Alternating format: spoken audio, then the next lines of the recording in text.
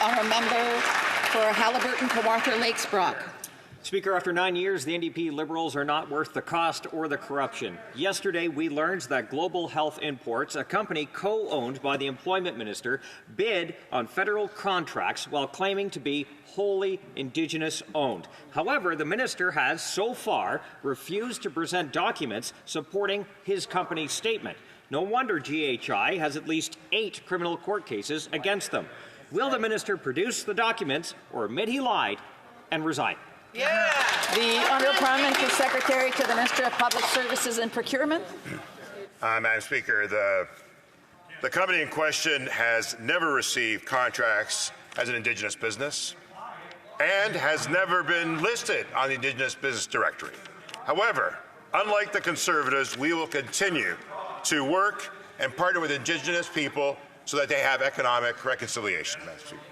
Member for Haliburton-Kawartha Lakes Brock. Speaker, the point is that the Employment Minister's company that he co-owned checked the box claiming to be Indigenous owned. And if true, that's fraud. That's the point of this whole thing. It's amazing. And not only that, they circumvent the regular procurement process. The Liberals have no shame, Speaker. They would rather push down Indigenous-owned businesses in order to secure contracts and enrich themselves. So, if the minister will not produce the documents or answer any questions, will the Prime Minister do the right thing? Fire him. Yeah. The Honourable Parliamentary Secretary. Madam Speaker, let me reiterate. The company in question never received a contract for as an Indigenous business. The company was never on the Indigenous Business Directory, and we continue to work very closely with Indigenous partners to ensure their success. And we'll do so even without the Conservatives who are blocking and obstructing the very necessity of working closely with Indigenous people so that they too can succeed, and we will continue to do so.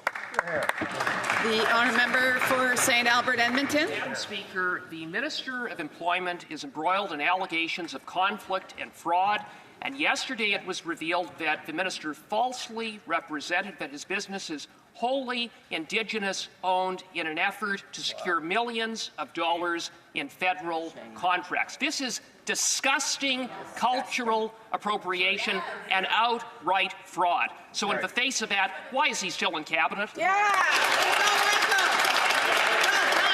The Honourable Parliamentary Secretary to the Minister of Indigenous Services. Madam Speaker, once again, the company has never been listed on the Indigenous Business Directory, has never received a contract for that procurement strategy for Indigenous businesses that's meant to uplift Indigenous entrepreneurs. Our focus is building up Indigenous businesses through this procurement program, and it's all about economic reconciliation. Order, order. The honourable member for St. Albert, Edmonton. Madam Speaker, the point is that the minister lied. Let's look at the facts. The minister tried to scam taxpayers by stealing millions of dollars in government contracts from legitimately owned Indigenous businesses. The minister is a fraud. He is a disgrace. He needs to go, and he needs to go now. Why was the Prime Minister fired?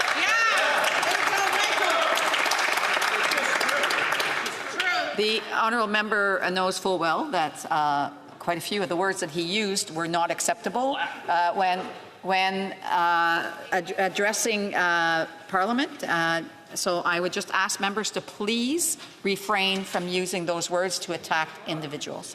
The honourable member for the Honourable Parliamentary Secretary for the Minister of Indigenous Services. Madam Speaker, once again, the company was never listed on the Indigenous Business Directory and never received a contract. But while we're talking about Indigenous Business Directory, I'd like to highlight that since we announced that 5% target, we've seen a surge in Indigenous entrepreneurs' interest and investment in that program. Conservatives were aimless. They didn't set targets, and it showed. Only 1% of contracts were going towards Indigenous businesses. The Conservatives' hidden agenda here is obvious, Madam Speaker, and on this issue, they're being disingenuous.